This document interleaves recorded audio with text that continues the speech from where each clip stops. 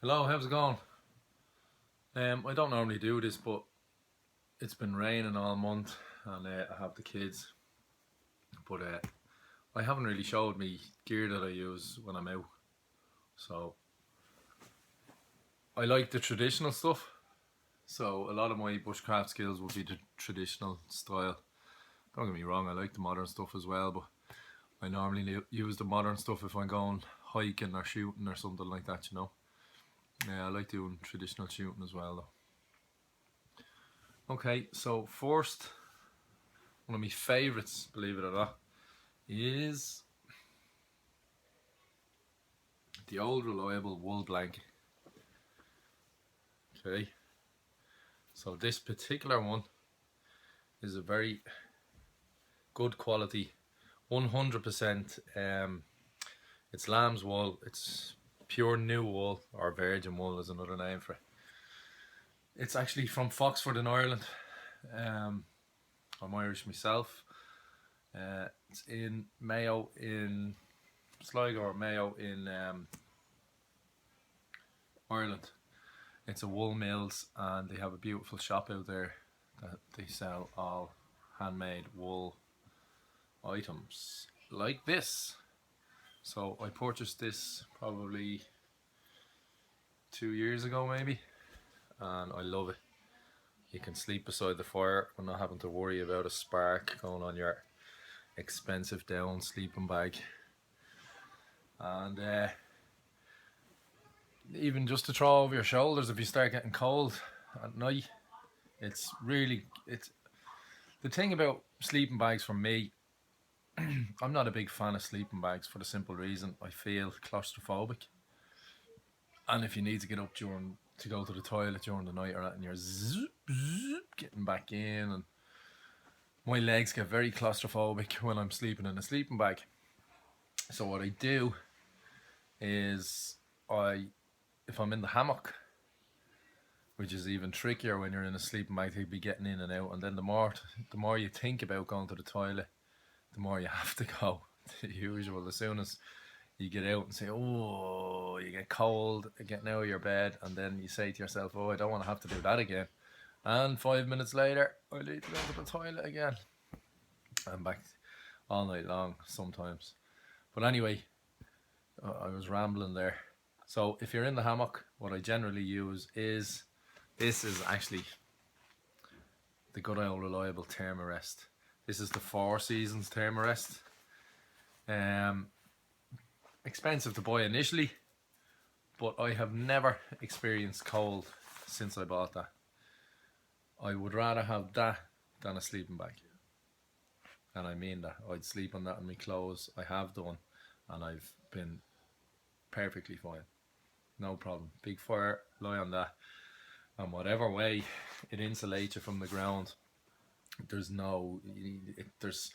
a silver foil on it as well, and I think that reflects it back to you, but it's excellent, absolutely excellent. Self-inflates. You can give it the head. If it's not going to freeze, you can blow it up manually. But really, really, Four Seasons Thermarest, and it's absolutely fantastic. So basically, with that as well, you don't need the underquilt for the hammock. The breeze won't affect you, or me. It doesn't affect me anyway. I don't know about anyone else, but you certainly know if you slide off that and you touch off the material of the hammock that you're in, you know how useful it is, because you can feel the cold instantly if your back or your arse falls out, slides off it during the night, and you can see what it actually does. Okay, so the Thermarest comes with me into the bottom of my pack. And then this bad boy wraps around my legs. I'd have my merino wool icebreakers on. This wraps around my legs, and then I have a little pack-away down jacket. It's a mountain equipment down jacket. I have it in the pack there. I'll be taking it out shortly. And basically, you're wearing your sleeping bag. And if you need to sleep beside the fire, you can throw that over you to protect the down from any sparks around. And that has been working for me for the last 2 years, and it's absolutely super. I've never got cold. I've been comfortable. I don't have to get claustrophobic because I just have to kick the blanket off me. And again, if you need to get up during the night, you're wearing your down jacket, which is as good. It's as insulated. It's 700 down, and my sleeping bag is 700 down. I have a North Face blue kazoo, and it's rated at something like -25 or -35 extreme. But I've never. Don't get me wrong. Now that sleeping bag is an absolute excellent sleeping bag. I've never got cold in that either. But personally, I get a bit claustrophobic when I'm zipped up in a sleeping bag, especially just bushcrafting. Different if you're out mountaineering and you're in a tent. You're glad of it then. But swinging in a hammock, not for me. I like to just use the blanket. Anyway, I'm rambling again. So it's a nice neutral colour as well. It goes well with my. I have I don't know whether any of you know, but again, I don't show my equipment much. I have the Frost River bushcraft Isle Royale bushcraft pack Junior, which is my pride and joy. This baby here.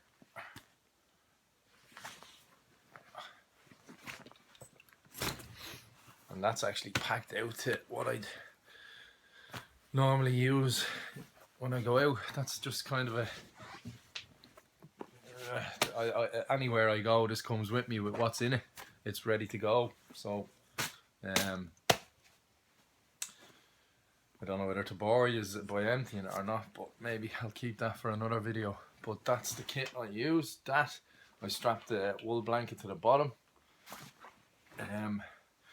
Yeah, if you aren't familiar, I actually might do a review on the pack because I love it. Now, you see, you can't confuse this with a modern pack, right? For the simple reason, in my opinion, or what I find frustrating sometimes with this pack, if I use a liner, just a dry bag liner, let's say, because this is a frameless pack, it's literally just canvas, okay? And you just tighten your stuff up around and it holds up. When you loosen that off and open everything, that pack can just drop out. There's no frame or anything. It's frameless, okay? So it's just material basically. So it's like a plastic bag. It'll just, when you open it up, it just drops off all your material. Now, what I find a better way that works for me to pack it is to pack everything directly into it without a liner. Because if you get into a liner, you're kind of defeating the purpose of the pack, because you basically end up just taking the liner out, or else you have to open this, then you have to open the liner and go rooting in it, and this is sliding down off the liner, and it can be a bit of a nuisance when you have it hanging out of a tree. So what I find is, use the pack the way it was meant to be used. I mean, years ago, in traditional times, they didn't have pack liners, like heavy duty pack liners like that, like, you know, sea line, or this particular one is Oriel Bull, that mate there. Excellent dry bag for canoeing and stuff like that, and other packs, framed packs that it'll stay in. But with this particular, I know other guys use them and they don't seem to have a problem. But to pack this, to hang, especially in winter where you're hanging it out of a tree and not putting it on the ground, I find it awkward, I'll be honest with you, to get to the bottom of the dry bag when this is on it and it's sliding off it. So what I do is, if I've got an important, like my sleeping kit and my thermarest, that I don't want to get wet in my down bag, I've individual dry bags, small dry sacks. That's not a dry sack, that's the pack it came in, but I have a dry sack that size, the same size as that. I roll it up watertight and pop that into the bottom of my bag, and if it rains I don't gotta worry about the bag leaking. Now, it's waxed canvas. I've been in a good few downpours and it didn't penetrate, but I've heard other lads saying that like it's wax canvas. It may get in eventually. You know, I don't want to take that risk. But individual dry bags is the way I go, especially with this pack. And again, color coordinate them, and you know exactly which one is which. Other than that, what else? I go minimalistic. I used to be one for bringing the kitchen sink, and with excuse me, I'm just over a chest infection. But this pack here, it's leather straps, buckskin leather. It has good padding in it. Once you don't overload this pack, it's fine. It's comfortable. There's not an issue.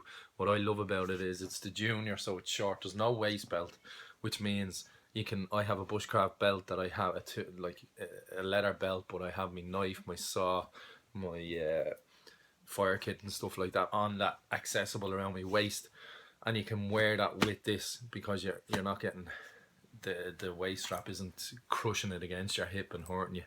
So basically, you have your knife and stuff on you. You can do tasks while you're still wearing the pack and get your knife easily, you know, without having to take your pack off every time you're looking for dry tinder along the way to camp.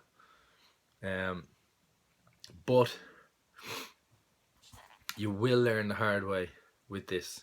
This pack will teach you, and it's been honest with you, it's half the reason why I got this pack, because I knew that they were frameless and that they were traditional, and it actually teaches you to pack light. Like it doesn't encourage you at all to bring the kitchen sink like 3 pots and, you know, skillets and stuff like that, what I used to do. Now I literally bring a 1-man pot, a steel bottle, a water filter, and that's my cook kit.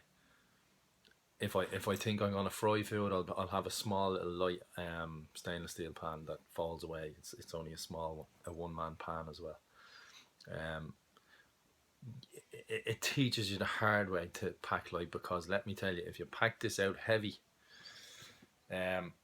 you'll have sore shoulders on your hike, without a shadow of a doubt. I'm fairly used to carrying heavy haversacks and hiking for miles and miles.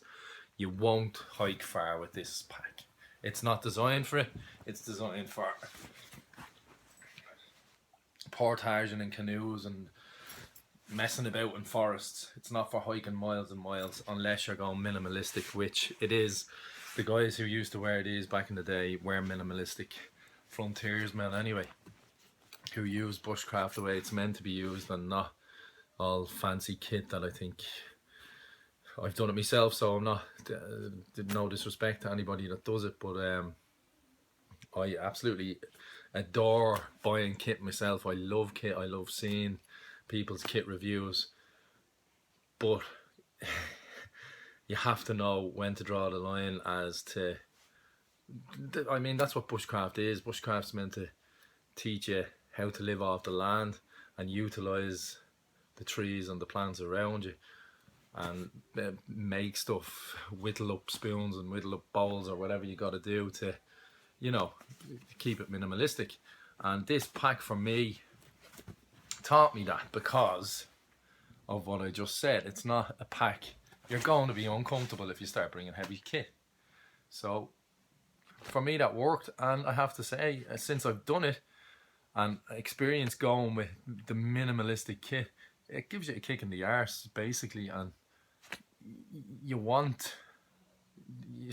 do use your, like I fry on rocks now and stuff like that. I do a steak in the coals, whereas before I'd have a pan, I'd have a billy can, I'd have a water bottle, I'd have way too much stuff. I'd have a gas stove just in case, for the morning tea, a quick one, instead of getting up and lighting the fire and stuff like that. Don't get me wrong, I still do stuff like that when I'm going hiking for a quick, and obviously some places you can't light fires, but bushcraft and relaxing in the forest, this is my pack. And I absolutely, for me, bringing traditional kit and even wearing traditional clothes, obviously not to just, I like that feel. I feel like I've gone back 100 years and I'm a frontiersman. I know that sounds crazy, but that's, for me, that's how I enjoy the woods. I like just chilling and thinking of my ancestors before me and stuff like that. So yeah, look, I'll do another review on the pack itself. Again, it's the Isle Royale Bushcraft Junior. I have it a while. It's an expensive pack. I was drooling over it for many years before I bought it, and then I just bit the bullet. I wasn't sure about the size, whether to get the big one, whether to get the mini. Mini looks pretty cool too. But the junior, when I got it, I was expecting it to be bigger than it is, and I'm glad it's not, like that, for a good reason. It's perfect. It'll fit your sleep. Excuse me. It'll fit your sleeping system. It'll fit just enough food. Again, you're not going to bring too much because it'll just fit what you need for an overnight or 2 nights or whatever. Look, if you want to go weighing your food and bringing rice and stuff like that, I'm sure you could pack it up if you really wanted to do it. Like if you want to get a week's trip or something, but you'd be pushing it now with the size for food. Now, if you were going with your rifle or your shotgun and you were going to hunt for your food, it's perfect. I do that sometimes, and again, this pack is ideal for stuff like that. But for me, it, in a good way, it teaches you to bring all you need. Look, I'm not going to ramble on about it anymore. Hope you enjoyed this review. I will empty the contents out of it and show you how I pack it just for an overnight or maybe 2 nights. Okay, Johnny from Awesome Outdoors. Thanks for watching. All the best. Bye bye.